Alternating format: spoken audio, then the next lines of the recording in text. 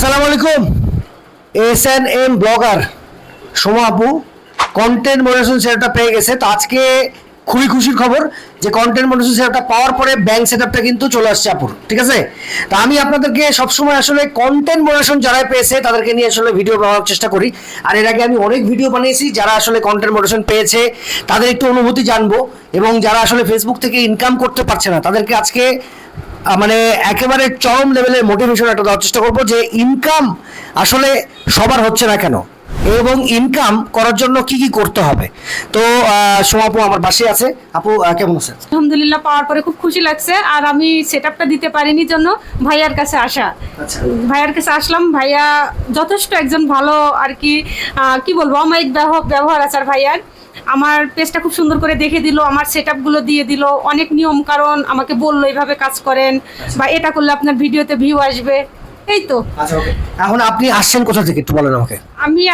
আমি থাকি রাজশাহী উপশহরে। রাজশাহী উপশহর? হ্যাঁ জি, আমি রাজশাহী উপশহরে থাকি। তো এই যে রাজশাহীর মানুষজন কিন্তু আস্তে আস্তে কন্টেন্ট মনিটরিং সেটআপটা পাচ্ছে। আমি যদি আপনাদেরকে একটু দেখাই কন্টেন্ট মনিটরিং সেটআপটা, এই যে কন্টেন্ট মনিটরিং সেটআপটা কিন্তু সবাই পাচ্ছে, আবার সবাই কিন্তু আসলে হতাশ হয়ে যাচ্ছে কন্টেন্ট মনিটরিং সেটআপটা কখন পাবে বা কবে পাবে। আসলে আমি যদি একটু এই পেজের আমি যাই, যে এই পেজের আমি একটু ফলোয়ারটা দেখি, তাহলে দেখলে বুঝতে পারবো যে এই পেজের ফলোয়ার হচ্ছে 7,000 ফলোয়ার। 7,000 ফলোয়ারে কন্টেন্ট মনিটরিং সেটআপটা কিন্তু ফেসবুক দিয়ে দিয়েছে, ঠিক আছে। তো আচ্ছা, ভিডিওগুলো যদি আমি একটু দেখি, ভিডিওগুলোর আমি যদি দেখাই আপনাদেরকে, দেখেন ভিডিওগুলো মোটামুটি ভালোই ভিউ আছে। 152, 302, 129, 157, 139, 194, 122। তো আসলে 7,000 ফলোয়ারে মোটামুটি এই ভিউটা আশা করা যায়। বাট ভিডিওর ভিউ আপনি কখন পাবেন? যখন আপনার অ্যাক্টিভ ফলোয়ারগুলো চলে আসবে, আপনার ফলোয়ারগুলো আপনাকে ভিউ দিবে, এবং আপনি যদি তাদের মানে পছন্দ মতো ভিডিও বানান তাহলে কিন্তু আপনি মোটামুটি একটা ভালো ভিউ পেয়ে যাবেন, ঠিক আছে। তো এই জন্য ফলোয়ারটা বাড়াতে হবে। আর ফলোয়ার বাড়ানোর কৌশল হচ্ছে আপনাকে রেগুলারিটি মেনটেন করে কিন্তু ভিডিও আপলোড দিতে হবে। তো আসলে সোমা আপু, আমি জানতে চাচ্ছি যে আপনি দিনে কয়টা করে ভিডিও আপলোড দিতেন কন্টেন্ট মনিটরিং পাওয়ার আগে? আমি দিনে 3টা করে ছবি পোস্ট করতাম, ওখানে টেক্সটও থাকতো একটা, আর দিতাম আমি 3টা করে রিলস। আর সপ্তাহে 3টা বা 4টা, বিশেষ করে আমি 3টা বড় ভিডিও 3 মিনিট প্লাস যে ভিডিওগুলো আছে ওইগুলোই দেওয়ার চেষ্টা করতাম। আচ্ছা, এভাবেই কাজ করতেছিলাম। আচ্ছা, কন্টেন্ট মনিটরিং যখন পাইলেন তখন আপনার অনুভূতিটা কেমন? আসলে আমি এত খুশি হয়েছিলাম, আমার বাচ্চা ঘুমিয়েছিল সকালে। আর মনিটাইজেশন গুলো তো সকালেই মানুষ আর কি পায়, আমি এরকমই শুনছি, আমি ওইরকম। পরে আমার ছেলেকে ডেকে বলছি যে এরকম দেখো আমার মনিটাইজেশন আসছে, আমার ছেলেকে দেখালাম বা আমার পরিচিত যারা আছে তাদেরকে ফোন দিয়ে বললাম।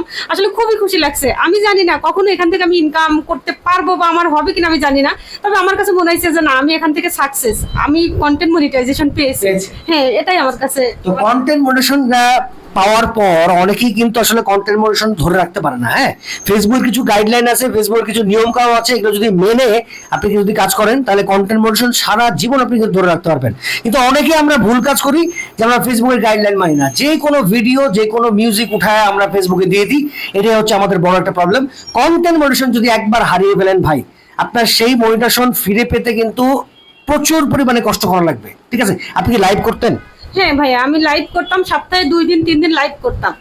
আবার যখন হয়তো সময় পেতাম না তখন করতাম না, কিন্তু আমি চেষ্টা করতাম সপ্তাহে অন্তত 3 দিন লাইভ রাখার। 3 দিন লাইভ? হ্যাঁ, আমি যখন মনিটাইজেশন পাওয়ার আগে। আচ্ছা, আপনাকে এখন আমি একটু জিজ্ঞেস করতে চাই, কারণ অনেকেই কন্টেন্ট মনিটরিং পান নাই। এখন যায় আপনি কন্টেন্ট মনিটরিং পেয়েছেন তাদের উপরে কিন্তু এখন আপনি, হ্যাঁ।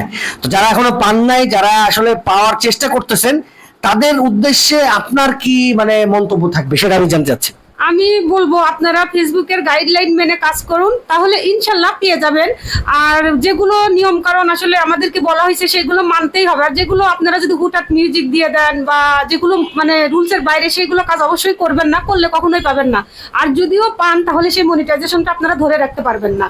Thank you. তো সবাইকে শুভকামনা থাকলো, সবাই যেন কন্টেন্ট মনিটরিংটা পায়, সবাই যেন ফেসবুকের গাইডলাইন মেনে কাজ করে। আমার যতগুলো ফলোয়ার আছে তাদেরকে আমি বলার চেষ্টা করি যে সবাই একটু ফেসবুকের গাইডলাইন মেনে কাজ করেন, সবাই কিন্তু সাকসেস হতে পারবেন যদি আপনি ধৈর্য ধরেন। ফেসবুক ইউটিউবে আপনিও সাকসেস হতে পারবেন। সবাই ভালো থাকবেন, সবাই থাকবেন। এখানে শেষ করছি। আর আপনার জন্য দোয়া করবেন। আর পেজটার নাম একটু বলে দিচ্ছি, দেখেন এইখানে পেজের নাম হচ্ছে আরেকবার একটু বলে দিই, এসএনএম ব্লগার, ঠিক আছে।